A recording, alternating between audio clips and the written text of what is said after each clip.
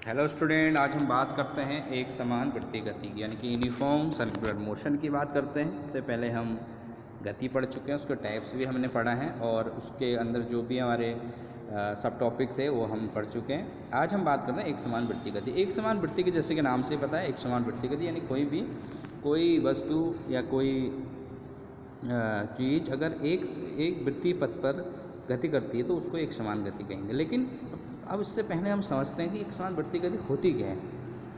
अब सबसे पहले हमने देखा कि अगर वस्तु के वेग में जब परिवर्तन होता है, वस्तु के वेग में, तो उसको क्या बोलते हैं, हम त्वरण कहते हैं या त्वरित बोलते हैं।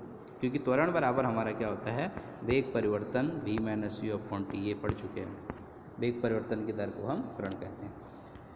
अब वेग में जो ये परिवर्तन होता है वो वेग के परिमाण और गति या गति की दिशा दोनों के कारण या फिर दोनों के कारण हो सकता है। या तो परिमाण के कारण कुछ हल्की होगी, भारी होगी, या फिर उसकी दिशा नॉर्थ में होगी, साउथ में होगी, वेस्ट में होगी, या किसी और मुड़ रही है यहाँ से हो सकती है, या फिर दोनों के कारण वो हो सकता है।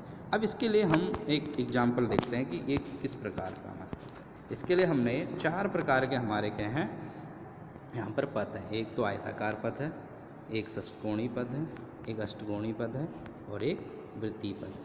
अब इन चारों में से हम एक समान वृत्तीय गति किसे कहेंगे, किस पथ को कहेंगे। अगर इस चारों में से एक कोई धावक या एथलीट दौड़ता है तो उसकी गति को हम वृत्तीय गति कैसे कहेंगे, एक समान वृत्तीय गति, वो हम देखते हैं। तो पहला हम देखते हैं, इसमें जो पहला है हमारा वो है आयताकार पथ। ये आयत है क्योंकि ए से बी, बी से सी, सी से डी और डी से ए, क्योंकि दो आमने सामने की भुजाएं समान है, उसको आयत कहते हैं। अब यहाँ पर होता क्या है, मान लेते हैं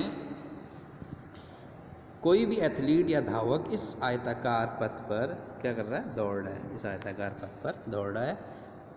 अब उसको एक समान चाल, जैसे एक समान चाल किस किस में, उसके ए से बी जाने में, बी से सी जाने में, सी से डी जाने में, डी से ए जाने में, एक समान चाल से दौड़ता है। अब आपको उसको क्या करना पड़ेगा, इस पथ पर अपने आप को बनाए रखने के लिए, इस आयताकार पथ को बनाए रखने के लिए, अपने आप को बनाए रखने के लिए या एक चक्कर पूरा करने के लिए उसको अपनी गति की दिशा कितनी बार बदलनी पड़ेगी, कितनी बार बदलनी पड़ेगी। पहले वो अब यहाँ से ए से बी जाएगा और बी से अगर वो तेज़ दौड़ा होगा तो सीधे आगे निकल जाएगा। तो उसको क्या करना पड़ेगा, जो यहाँ पर बी है, बी पे उसको अपनी गति को थोड़ा स्लो या कम करना पड़ेगा जिससे वो इधर को मुड़ पाए। फिर यहाँ अपने एक समान चाल से फिर चलना पड़ेगा।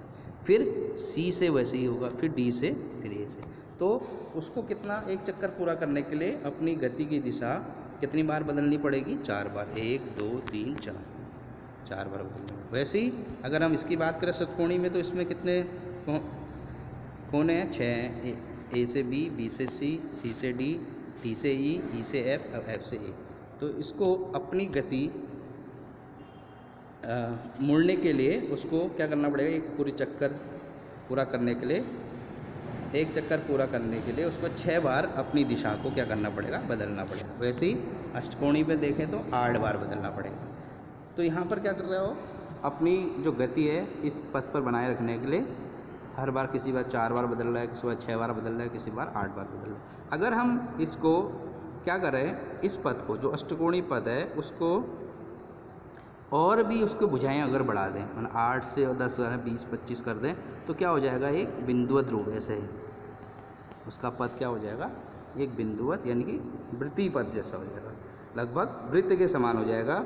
अगर एथलीट या धावक इस पथ पर, वृत्तीय पथ पर नियत परिणाम वाले वेग से दौड़ता है तो उसके वेग में परिवर्तन केवल उसकी गति की दिशा में परिवर्तन, यहाँ से यहाँ ऐसे जाएगा, ऐसे जाएगा, उसको बदलना नहीं पड़ेगा, दिशा कम ज़्यादा नहीं करने पड़ेगा, लेकिन उसकी क्या करना, खाली गति की दिशा में परिवर्तन करना पड़ेगा, जिससे वो एक वृत्तीय पथ पर एक पूरा चक्कर लगा सकता है, दौड़ पाएगा। तो ये जो इसका ये वृत्तीय पथ है, ये एथलीट के लिए त्वरित गति का एक क्या उदाहरण है कि एक समान त्वरण से वो चल रहा है, इसमें उसकी दिशा परिवर्तन नहीं करना पड़ेगा, कम ज़्यादा नहीं करना पड़ेगा, एक समान त्वरण से वो चलते रहेगा। तो इस वाले पथ को हम क्या बोलेंगे, एक समान वृत्तीय गति।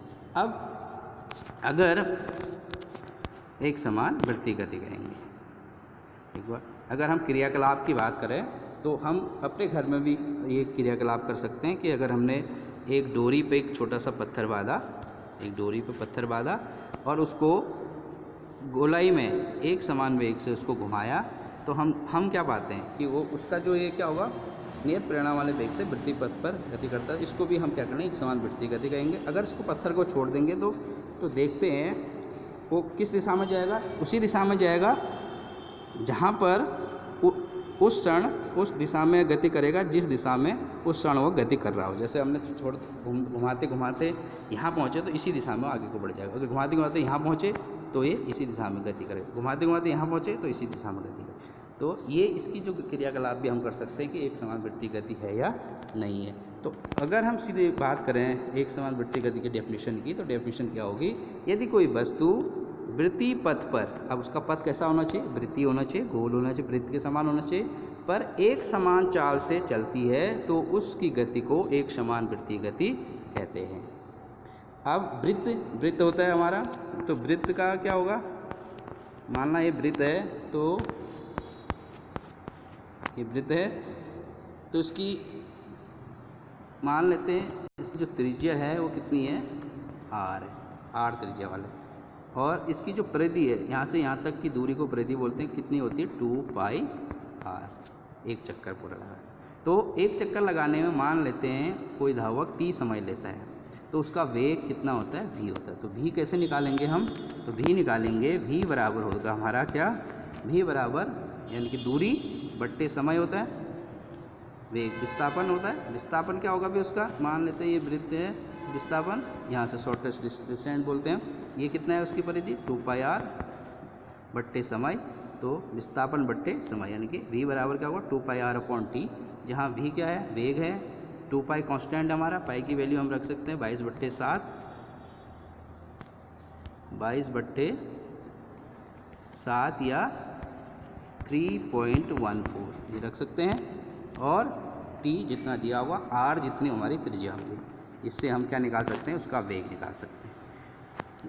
और भी एग्जाम्पल क्या हैं, जैसे चंद्रमा एवं पृथ्वी की गति, पृथ्वी के चारों ओर गति करते हुए उपग्रह की गति, या वृत्ति पथ पर एक नियत चाल से चलता हुआ साइकिल सवार, जैसे गोल गोल चलते, जैसे हमें आपने देखा होगा मौत के कुएं में वो चलाते हैं गाड़ियाँ, तो एक समान चाल से, नियत चाल से चलते हैं। तो बच्चों इस टॉपिक को आप समझेंगे, इसको नोट करेंगे, एक समान वृत्ति गति किसे कहते हैं, इसका वेग कैसे निकालते हैं, उसका जो वेग निकालने का फॉर्मूला क्या है, और इसके उदाहरण क्या है, इसको आप नोट करेंगे।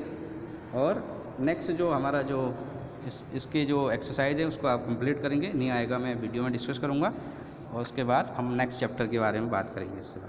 तब तक के लिए धन्यवाद।